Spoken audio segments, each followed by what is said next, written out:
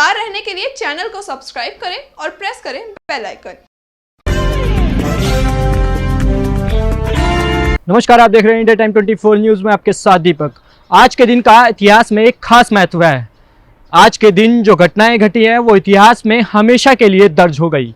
आइए जानते हैं क्या कुछ घटनाएं आज के दिन घटी है।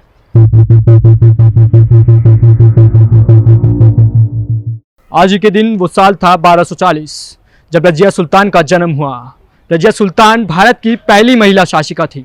राज्य के वजीर मोहम्मद जुनैदी और कुछ अन्य सरदार एक स्त्री के शासन को सह ना सके और उन्होंने उसके विरुद्ध विरोधियों को जमा किया, परंतु रजिया में शासन के लिए महत्वपूर्ण सभी गुणों का अभाव नहीं था।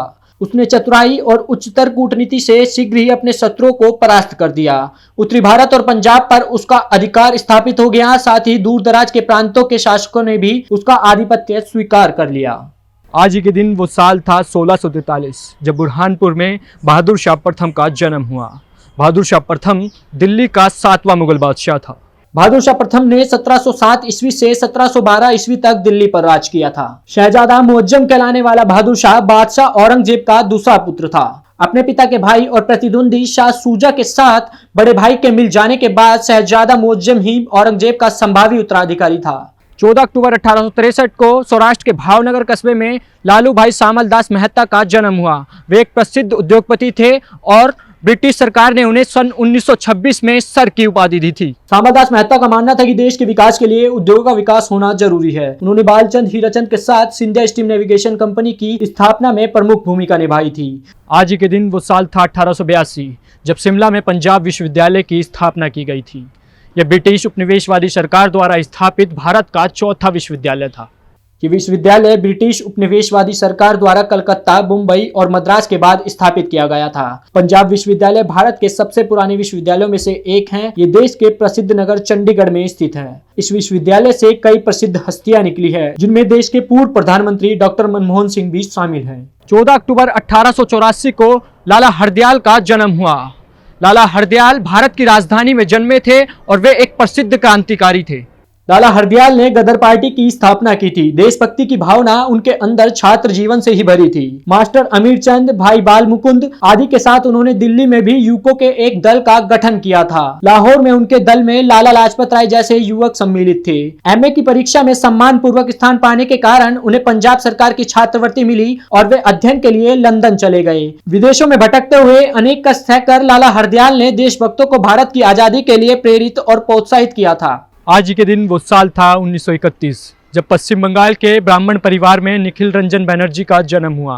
निखिल बनर्जी का जन्म 14 अक्टूबर 1931 में पश्चिम बंगाल राज्य के एक ब्राह्मण घराने में हुआ था। निखिल रंजन बनर्जी को सितार बजाना इनके पिता जितेंद्र नाथ बनर्जी ने सिखाया था। सितार बजाने की उनमें बचपन से ही विलक्षण प्रतिभा थी। निखिल रंजन बनर्जी ने 9 साल की उम्र में ही अखिल भारतीय सितार प्रतियोगिता जीती और जल्द ही ऑल इंडिया रेडियो पर सितार बजाने लगे। 14 अक्टूबर 1947 को महाराष्ट्र के पूना में नरसिंह चिंतामन केलकर का निधन हो गया था। वे लोकमान्य बाल गंगाधर तिलक के सहयोगी पत्रकार और मराठी के साहित्यकार थे। तो उसी समय लोकमान्य तिलक को अपने पत्रों, केसरी और मराठा संपादन में एक सहायक की आवश्यकता थी। ये सूचना मिलते ही केलकर 1896 में पूना आ गए। उसके बाद वे लोकमान्य के पत्रों से जुड़े रहे। वो तारीख थी 14 अक्टूबर 1950 जब महाराष्ट्र के पूना में सेकंड लेफ्टिनेंट अरुण खेत्रपाल का जन्म हुआ था, जिन्हें मरणोपरांत परमवीर चक्र से सम्मानित किया गया था। साल 1971 में हुआ भारत पाकिस्तान का युद्ध, जिसमें बांग्लादेश पाकिस्तान से छूटकर एक स्वतंत्र देश के रूप में जन्मा। भारत के इतिहास में ही नहीं बल्कि ये पूरी दुनिया के इतिहास में एक महत्वपूर्ण स्थान रखता है। इस युद्ध में भारत के अनेक वीरों ने अपने प्राणों की कुर्बानी दी थी। सेकंड लेफ्टिनेंट अरुण खेत्रपाल उन्हीं में से एक हैं। इतिहास के पन्नों में दर्ज 14 अक्टूबर 1956 जब डॉक्टर भीमराव अंबेडकर ने अपने 3,85,000 अनुयायियों के साथ कोचांदा में बौद्ध धर्म स्वीकार कर लिया था और अपने समर्थकों को 22 बौद्ध प्रतिज्ञाओं का अनुसरण करने की सलाह दी थी। डॉक्टर भीमराव अंबेडकर एक बहुजन राजनीतिक नेता और बौद्ध पुनरुत्थानवादी भी थे। उन्हें बाबा साहब के नाम से जाना जाता था। अंबेडकर ने अपना सारा जीवन हिंदू धर्म की चतुर्वर्ण प्रणाली और भारतीय समाज में सर्वत्र व्याप्त जाति व्यवस्था के विरुद्ध संघर्ष में बिता दिया। उन्हें बौद्ध महाशक्तियों के दलित आंदोलन को प्रारंभ करने का श्रेय भी जाता है। वो तारीख थी 14 अक्टूबर 1979 जब वेनेजुएला में ऋत्विक भट्टाचार्य का जन्म हुआ, जो एक भारत के स्क्वैश खिलाड़ी हैं। ऋत्विक भट्टाचार्य ने फरवरी 1977 में एशियाई जूनियर स्क्वैश चैंपियनशिप में भारत के लिए कांस्य पदक जीता था। वे भारत में 4 बार राष्ट्रीय चैंपियन रह चुके हैं। उन्होंने साल 1997 में सेना के सर्वोच्च कमांडर से स्क्वैश में श्रेष्ठता का प्रमाण पत्र प्राप्त किया है। उन्हें राष्ट्रपति ने सर्वश्रेष्ठ ऑलराउंडर खिलाड़ी का पुरस्कार भी प्रदान किया है। आज के दिन वो साल था 1999 जब परमाणु परीक्षण प्रतिबंध संधि यानी CTBT को अमेरिकी सीनेट में नामंजूर कर दिया गया था। व्यापक परमाणु परीक्षण प्रतिबंध संधि को CTBT भी कहा जाता है। ये एक ऐसा समझौता है जिसके जरिए परमाणु परीक्षणों को प्रतिबंधित किया गया है। ये संधि 24 सितंबर 1996 को अस्तित्व में आई।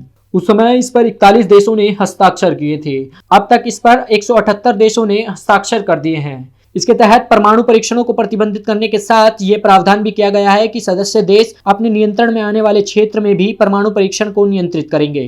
वो तारीख थी 14 अक्टूबर 2004 जब महाराष्ट्र के पुणे में दंतोपंत ठेंगड़ी ने आखिरी सांस ली और दुनिया को छोड़कर चले गए। दंतोपंत ठेंगड़ी राष्ट्रवादी ट्रेड यूनियन के नेता और भारतीय मजदूर संघ के संस्थापक थे। 10 नवंबर 1920 को वर्धा में जन्मे दंतोपंत ठेंगड़ी ने भारतीय किसानों को सम्मानपूर्वक जीवन जीने का अवसर देने के साथ राष्ट्र के उत्थान प्रक्रिया में सहयोगी बनने की प्रेरणा देने के मूल विचार से भारतीय किसान संघ की स्थापना की। दंतोपंत ठेंगड़ी भारतीय किसान संघ के कार्यकर्ताओं के लिए प्रेरणा स्रोत हैं। इतिहास के पन्नों में दर्ज 14 अक्टूबर 2010 को राजधानी दिल्ली में चल रहे 19वें राष्ट्रमंडल खेलों का समापन हुआ था। साल 2010 के राष्ट्रमंडल खेल भारत की राजधानी दिल्ली में 3 अक्टूबर से 14 अक्टूबर 2010 तक आयोजित किए गए। इन खेलों में सभी 71 राष्ट्रमंडल देशों के 6081 खिलाड़ियों ने भाग लिया था, जिसके अंतर्गत 21 खेल और 272 आयोजन हुए। ये 1951 के एशियन गेम्स के बाद भारत और विशेषकर दिल्ली के अंतर्राष्ट्रीय स्तर पर भव्य खेलों का आयोजन था। इतिहास के पन्नों में दर्ज 14 अक्टूबर 2013 को महाराष्ट्र के पुणे में मोहन दारिया ने दुनिया को अलविदा कह दिया था। मोहन दारिया पूर्व केंद्रीय मंत्री, सामाजिक कार्यकर्ता और एक वकील थे।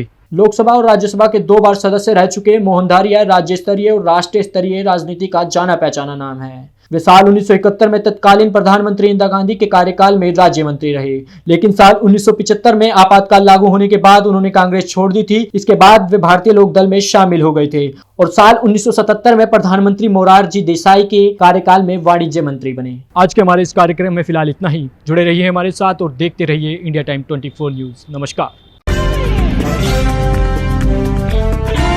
खबरों से खबरदार रहने के लिए चैनल को सब्सक्राइब करें और प्रेस करें बेल आइकन।